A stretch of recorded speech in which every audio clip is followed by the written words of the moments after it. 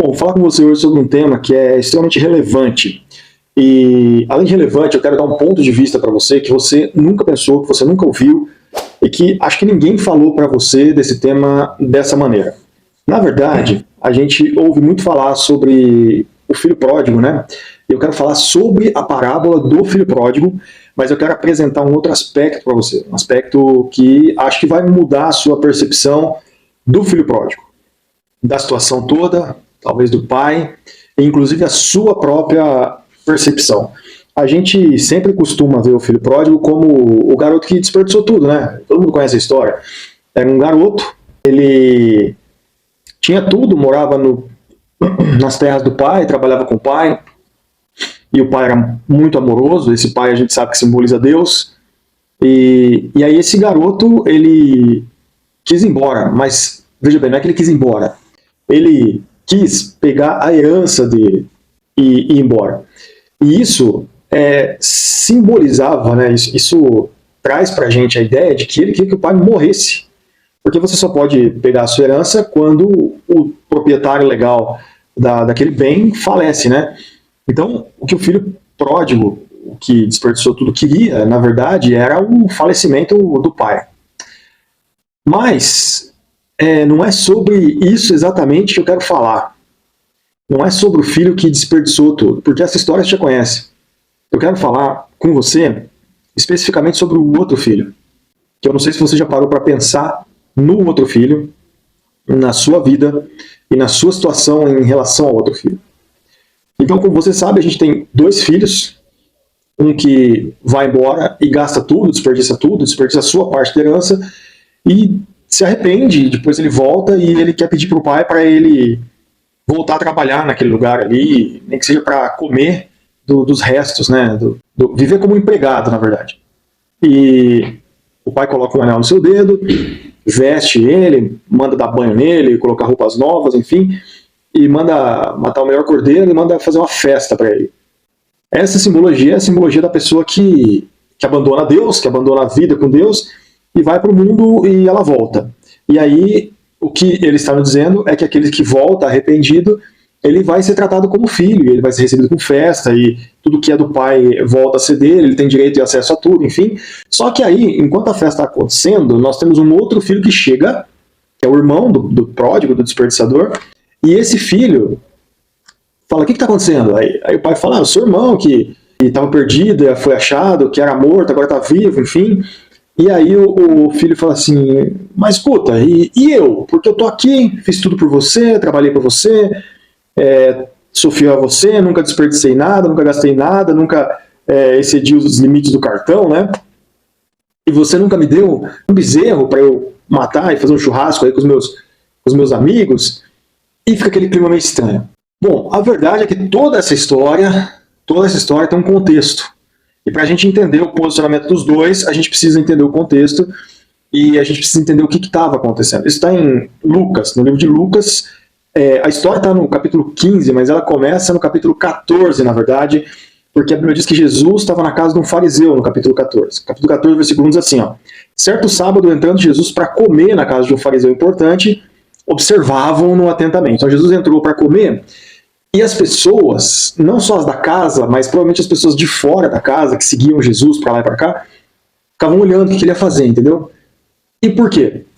Porque, eu não sei se você sabe, mas nas casas em Jerusalém nessa época, você entrava na casa e tinha como se fosse a sala ali, né, a divisão depois de quarto, alguma coisa assim, e você subia, como era muito quente, você subia na casa, e no teto da casa existia uma espécie de uma planície, assim, meio cercadinho, onde as pessoas faziam suas refeições ali. Então era muito comum as pessoas estarem ali comendo, montarem uma mesa, comerem ali e ficarem olhando umas para as outras ali nas outras casas e tal.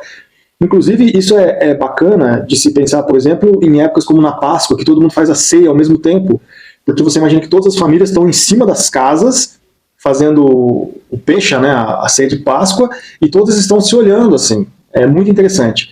Então, o que aconteceu ali é que Jesus entra na casa desse fariseu muito importante e ele vai para a parte de cima para cear. Haviam as pessoas junto com ele, provavelmente as pessoas do círculo social desse fariseu, mas haviam também as pessoas de fora da casa que estavam na rua e das outras casas que provavelmente subiram em cima dos telhados, e todo mundo olhando para Jesus para saber o que Jesus ia fazer na casa do fariseu. Olha que loucura. Era o famoso da época. Então era assim que eles stalkeavam o famoso da época. E aí o que acontece é que no versículo 2 ele vai falar que tinha um homem doente, com o corpo inchado na frente de Jesus. E aí Jesus faz uma pergunta para eles, falou, é lícito curar no sábado? Eu posso fazer um milagre no sábado? E eles ficam assim, porque na lei de Moisés não podia. Mas e aí, Jesus vai deixar o cara doente só porque é sábado? E Jesus fala para eles, se um de vocês tiver um boi que caiu num poço no sábado, você não vai lá tirar imediatamente? Então, como é que você faz isso para um boi, mas você não salva uma vida? Então, nesse jantar, eles começam a ter esse tipo de discussão e parece que estava rolando um climão ali, então. No capítulo 14 de Lucas. Leia o capítulo 14 na sua casa. Jesus continua nessa conversa e aí ele vai para o capítulo 15 de Lucas, aonde está a parábola. Aí ele nessa conversa ele faz o que eles chamam de ilustração da grande festa. Então ele conta a história de um homem que preparou uma grande festa e que convidou as pessoas para vir para essa festa. As pessoas começaram a dar desculpa que não podiam vir. Então depois esse homem mandou chamar todo mundo que encontrasse pela rua, os mendigos, os doentes, enfim, falando do plano de salvação. Depois ele fala sobre o custo de ser discípulo, quanto custa uma pessoa, a dificuldade que você tem de ser discípulo. E aí aqui está aquele versículo, né, no Lucas 14, 27, que aquele que não carregar a sua cruz não pode ser o meu discípulo. Falando do custo, do sofrimento que é, da dificuldade que é ser discípulo de Jesus. Enfim, essa conversa continua. E aí no capítulo 15, Jesus começa já com uma parábola. Só que no capítulo 15, Jesus faz uma sequência de 3 parábolas. E essas 3 parábolas são a parábola da ovelha perdida, a parábola da moeda perdida e a parábola do filho perdido. Então ele diz, na parábola da ovelha perdida, que um homem tinha 100 ovelhas e uma ovelha se perdeu e ele deixou as 99 e foi atrás dessa uma. Essa é uma parábola. Segunda parábola, a parábola da moeda perdida, da dracma perdida. Ele diz a história de uma mulher que tinha 10 dracmas, 10 moedas. Dracma é um dinheiro, é uma moeda de circulação da época. E ela perdeu na casa dela uma das 10. Então ela revirou toda a casa até achar. E quando ela acha essa moeda perdida, existe grande alegria para ela. E aí Jesus termina o capítulo 15 com a parábola do filho pródigo, que é essa que a gente contou. O filho, 2 filhos, um pai amoroso. Um filho pede a sua parte da herança, vai embora, gasta tudo, divertimento para si mesmo, gasta tudo na esbórnia, né? E depois que ele não tem mais dinheiro, ele está numa terra distante. Todos esses elementos são muito importantes na parábola. E aí ele está alimentando os porcos de alguém. E isso é muito importante de dizer, porque, por exemplo, estar numa terra distante, existiam os judeus ali, né? Em volta dos judeus, ali do lado, existia Samaria. E não sei se você lembra, mas os judeus não falavam com os samaritanos. Então dizer que a pessoa estava numa terra distante é que a pessoa estava além de Samaria. Ou seja, era um povo que era muito pior que os samaritanos. Era dizer que esse garoto estava numa terra de um povo que era muito mais pervertido do que os samaritanos. E aí ele não só estava lá, como ele já não tinha mais dinheiro, não tinha mais as posses, não tinha mais os bens. E aí ele deixou de trabalhar para o pai e começou a trabalhar com uma pessoa que ele não conhecia, uma pessoa que a Bíblia nem fala do nome, da profissão, só fala que era uma pessoa, um criador de porcos. E isso é extremamente relevante, por quê? Porque o judeu não comia carne de porco. Na verdade, o judeu não tocava na carne de porco. Se um judeu tocasse num porco, ele tinha que passar por um ritual de purificação, porque o porco era considerado um animal imundo. E esse garoto foi trabalhar para um criador de porcos, e esse garoto foi tratar dos porcos, e não só foi tratar dos porcos, como esse garoto foi ter vontade de comer a comida dos porcos. Ou seja, ele foi descendo muito baixo o nível que ele desceu. O que Jesus está dizendo é, cara, esse menino, ele era filho do pai, que tinha tudo, de repente ele foi para um lugar onde as pessoas são muito piores do que os nossos vizinhos samaritanos, de repente ele foi trabalhar para um cara que nem sabe quem é, de repente ele foi cuidar dos porcos desse cara, do bicho que é imundo aqui, de repente ele queria comer a comida do bicho imundo. Você entende a cadência que Jesus vai fazendo para baixo desse filho? E aí ele pensa, os empregados do meu pai têm comida, os empregados do meu pai têm casa, têm roupa, por que eu estou aqui assim? Voltarei para o meu pai e dir-lhe: pai, pequei contra Deus e contra você, e não sou digno de ser chamado seu filho, me aceita como um servo. E ele volta para a casa do pai. Então, ele deixa a comida dos porcos, ele deixa os porcos, ele deixa o tratador de porcos, ele deixa a terra distante, ele atravessa Samaria e ele volta para Israel. E aí, quando ele chega em Israel, que ele está vindo na direção do pai, olha o detalhe, a Bíblia diz que o pai, vendo que o seu filho vinha, o pai saiu correndo na direção do seu filho e o pai foi encontrá-lo. O plano era: eu vou e eu me encontrarei com meu pai, me ajoelharei, pedir perdão, tal. Mas ele fez o contrário. Ele veio e ele encontrou o seu filho. E aqui tem um detalhe muito interessante que é: se esse garoto está vindo na direção do pai, e na estrada esse garoto encontra com os servos do pai, com os trabalhadores, muito provavelmente esses servos iam espancar esse menino. Por quê? Porque o que esse menino fez era uma traição de morte. Esse menino literalmente estava declarando que ele queria que o seu pai estivesse morto para ele poder ficar com a grana do pai. Então, os servos, eles se sentem parte da família, uma parte B da família, né? Eles jogam ali jogam na divisão B, mas é parte da família. Ninguém mexe com a família, porque os servos são da família. Então eles provavelmente quando esse menino chegasse na estrada, eles pegariam esse menino, espancariam esse menino, prenderiam ele. O pai se antecipa aos servos para que isso não acontecesse. O pai busca o menino na estrada e o abraça. E o pai o beija. Olha, não é ele quem abraça o pai, nem ele quem beija o pai, é o pai quem o abraça e o pai quem beija. E aí ele repete aquela ladainha que ele tinha imaginado na cabeça, dizendo: pai, pequei contra os céus e contra ti, e o pai nem responde a isso. O pai fala: o meu filho chegou, então deem um banho nele, troquem a sua roupa, põe uma sandália no seu pé, coloca um anel no dedo dele. Isso tudo é muito simbólico, porque o que o pai está dizendo é o seguinte: deem um banho nele, limpem ele de todo o mal. O mal que ele trouxe com ele vai sair agora, entendeu? Toda a sujeira, a podridão que ele trouxe com ele, que ele conheceu na outra vida, que veio junto com ele, o fedor, tudo isso, vai sair agora. Segunda coisa, põe uma sandália no pé dele. Ele veio descalço, uma sandália para dizer que agora os seus passos estão seguros. A partir de agora, eu garanto a segurança dos seus passos. Põe uma roupa nova nele. Por quê? Dizendo que agora ele tinha uma vestimenta de acordo com a casa do pai, de acordo com a vida do pai, de acordo com o que ele representava. A roupa que a pessoa vestia na época dizia muito a respeito do nível social que ela estava. Por isso, por exemplo, que a capa de Jesus foi disputada. Por isso que a capa de José era uma capa colorida e seus irmãos não tinham a mesma capa, porque a roupa dizia quem era a pessoa. Você ter tecidos coloridos na época era muito difícil, porque não tinha as cores como a gente tem hoje. Então você precisava fazer um trâmite gigantesco para conseguir ter uma roupa diferente. Então, veste uma roupa nele, não uma roupa de servo, não uma roupa de outras terras, uma roupa de servo, mas uma roupa da família. E agora, não só isso, agora também coloca o anel no dedo dele, dizendo que agora ele faz parte da família. O anel é a aliança que você tem com a família, que você tem com o pai, que o pai está fazendo com você. E agora vamos fazer uma festa para ele, vamos matar um cordeiro, e vamos fazer uma festa para ele. A morte do cordeiro é simbologia da morte de Jesus. Então, isso é extremamente simbólico para falar do retorno de um filho à casa do pai. Mas, apesar de toda essa maravilha que é esse texto, não é sobre isso que eu quero falar. Eu quero falar sobre o pródigo, o filho que ficou. E esse aqui que eu acho muito, muito preocupante. Veja bem, versículo 23, 24 de Lucas 15. Lucas 15, 24, o texto diz assim: ó, pois esse meu filho estava morto, voltou à vida, estava perdido, foi achado. Começaram a festejar o seu regresso. Enquanto isso, o filho mais velho estava no campo. E ele se aproximou da casa. E ele ouviu a música e a dança. Então ele chamou um dos servos e perguntou: o que está acontecendo? Ó, ele não foi no pai. Ele não entrou na festa, ele não foi nem ver o irmão. Ele chamou um servo e falou: o que está acontecendo? Qual é que é? O que aconteceu? Você acha que ele, como filho, não sabia que o irmão tinha voltado? Se os servos sabiam, você acha que ele não sabia?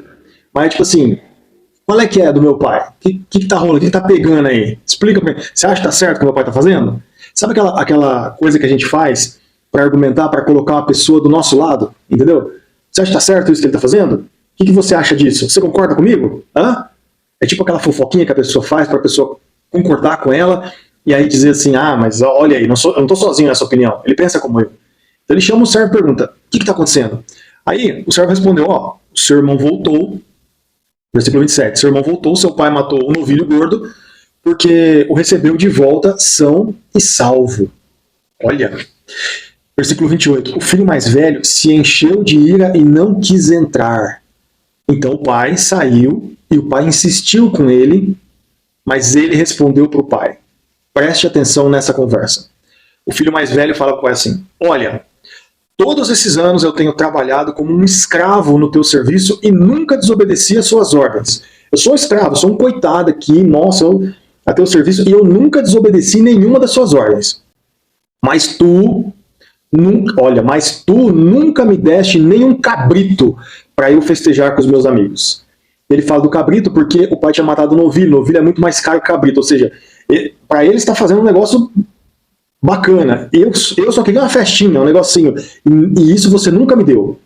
Aí ele fala assim, nunca me deste um cabrito nem para eu festejar com os meus amigos. Versículo 30. Mas quando volta para casa, esse teu filho, é teu, não é meu irmão, não é da nossa família, é teu filho, distanciamento na argumentação, né? Distanciamento na fala, que esbanjou os teus bens, olha o que ele fala, pai, esse teu filho esbanjou os teus bens com prostitutas. Que coisa, hein? Você mata um novilho gordo para ele. Olha a mágoa que esse garoto tinha. E aí o pai responde o seguinte, disse o pai, meu filho, você está sempre comigo e tudo que eu tenho é seu. Mas nós tínhamos que celebrar a volta desse seu irmão e alegrar-nos porque ele estava morto e voltou à vida, estava perdido e foi achado. Mas eu quero ficar no versículo 31 que diz assim, disse o pai, meu filho, você está sempre comigo e tudo que eu tenho é seu. E aqui para mim é o ponto-chave e de virada de toda essa história. Nós temos aqui dois filhos, um chamado de filho pródigo, porque foi e desperdiçou tudo. Mas nós temos um segundo filho, que eu também o chamo de pródigo. Por quê? Porque ele estava na casa do pai, tinha vontade de comer um cabrito, de matar um cabrito e chamar os amigos para fazer festa, mas nunca fez. Ele também desperdiçou o fato de estar na casa do pai. E como é que eu sei disso? Eu sei disso porque se eu voltar o texto aqui, eu tenho a parábola da ovelha perdida, falando de algo que se perdeu, algo que se foi, mas o pastor foi buscar. Depois eu tenho a parábola da moeda perdida, uma pessoa que tem 10 dracmas e perde uma, falando de um talento que se perde, alguma coisa que você tem em você e se perde. E agora eu tenho a parábola do filho perdido. Então eu tenho uma ovelha que vai embora e o pastor busca. Eu tenho uma dracma, um valor que se perde dentro de casa e alguém acha. E agora eu tenho dois filhos, um que vai e um que fica. O que vai desperdiça, o que fica também desperdiça. É sobre isso que esse texto trata. E por que é que o que fica também desperdiça? Porque quando ele diz para o pai, olha, eu trabalhei que nem um camelo, que nem um jumento aqui, eu nunca te desobedeci, eu fiz tudo que você pediu, eu segui as suas ordens, eu andei no caminho certo, eu nunca pequei, eu nunca errei, nunca levantei a voz, acordei cedo, dormi tarde, trabalhei que nem um louco, obedeci todas as suas regras. E você nunca me deu nem um cabrito para eu fazer uma festinha com os meus amigos. O pai fala assim, meu filho, você está sempre comigo e tudo que é meu é seu. E isso é uma das maiores reflexões para a nossa vida. Porque, veja bem, existem dois tipos de pessoa. A pessoa que desperdiça tudo, a pessoa que joga tudo fora, e que vai para esbórnia, que vai... E, cara, ela não quer nem saber. E se ela tem talento, ela joga fora, e se ela tem dinheiro, ela joga fora, e se ela tem família, ela joga fora, e se ela tem chance, ela joga fora, e se ela tem oportunidade, ela joga fora, e tudo que Deus dá para ela, ela vai jogando fora, vai jogando fora, jogando fora. Mas também tem aquele cara que ele não joga nada fora, sabe?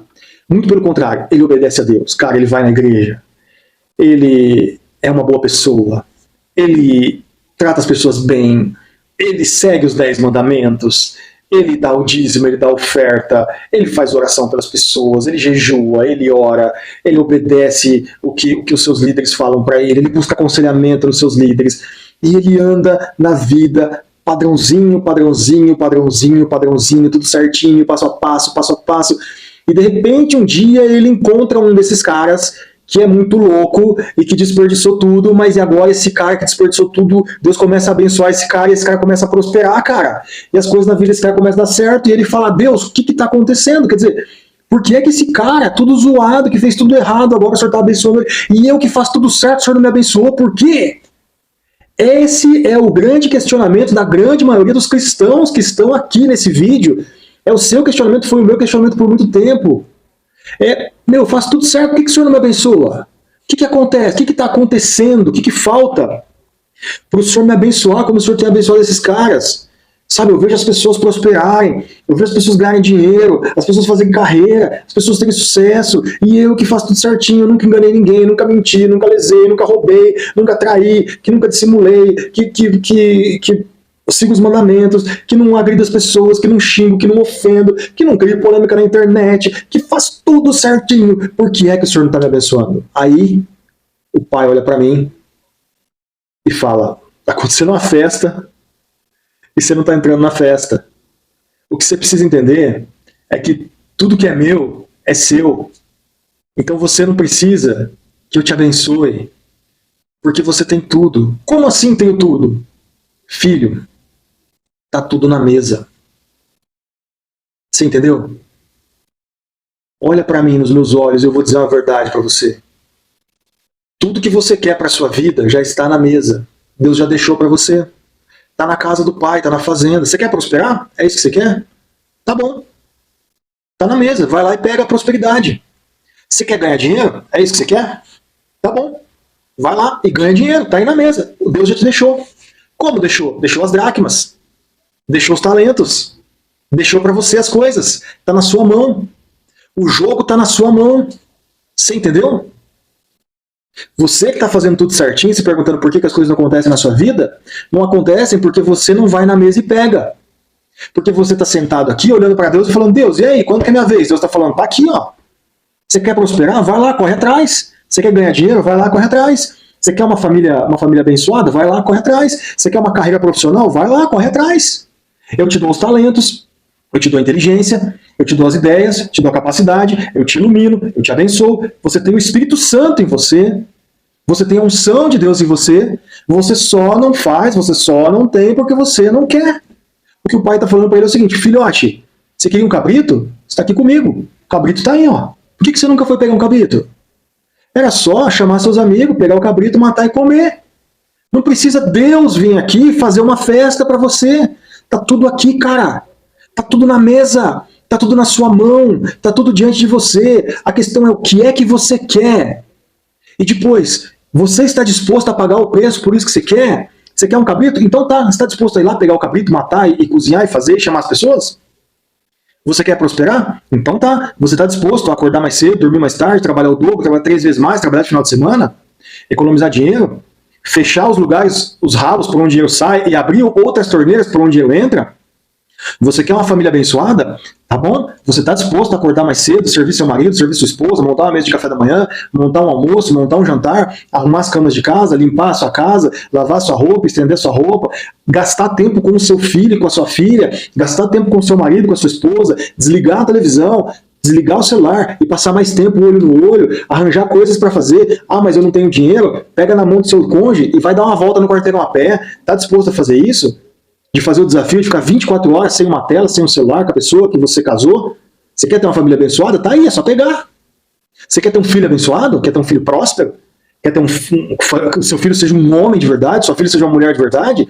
Tá aí. Você tá a fim de acordar mais cedo, de gastar o tempo com seu filho, gastar o tempo com a sua filha, de ter um dia só dos meninos, um dia só das meninas, de mostrar pro seu filho como que um homem faz, de mostrar pra sua filha como que uma mulher faz, e fazer? Tá a fim de fazer isso? Você quer ensinar seu filho a ser homem? Então, tá aí, é só você ser homem e mostrar pra ele como faz. Você quer ensinar sua filha a ser mulher? Tá aí, é só você mostrar pra ela como que faz. Você ser a mulher da casa e mostrar pra ela como... Cara, tá tudo aqui, tá tudo na sua mão. Só que o problema é que nós não queremos pegar.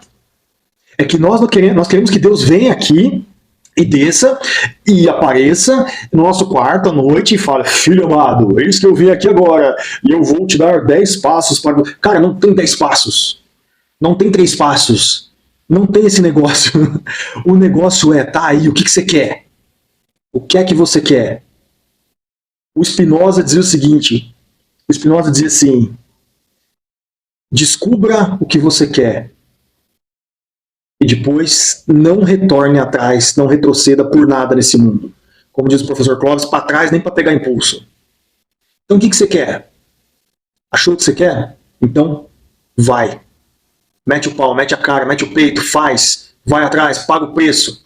Trabalha o dobro, o triplo, acorda mais cedo, dorme mais tarde, se esforça mais, aprende mais, estuda mais, pergunta, vai atrás de pessoas que sabem, vai se formar, desliga as telas, diminui a quantidade de entretenimento, começa a acrescentar coisas que façam você crescer. O que é que você quer de verdade, cara? O que você deseja de verdade? Essa é a pergunta que o pai está fazendo para você. A festa está acontecendo para um monte de gente. Tem um monte de gente aí que está acontecendo festa e o pai está lá na festa. Porque é filho, igual você é filho. Está lá na festa. Pô, o filho está prosperando, a família do filho está indo bem, está dando certo aqui, uhul, festa, glória a Deus. O pai falando, glória a mim, glória a mim, glória a mim, glória a mim. Festa, Deus está festejando com muita gente, mas não está festejando com você por quê? Porque você tem que pegar o que está na mesa. O pai te deu tudo. É responsabilidade sua agora tomar o que é seu. Essa palavra é para você, assim como essa palavra é para mim e foi para mim durante muito tempo.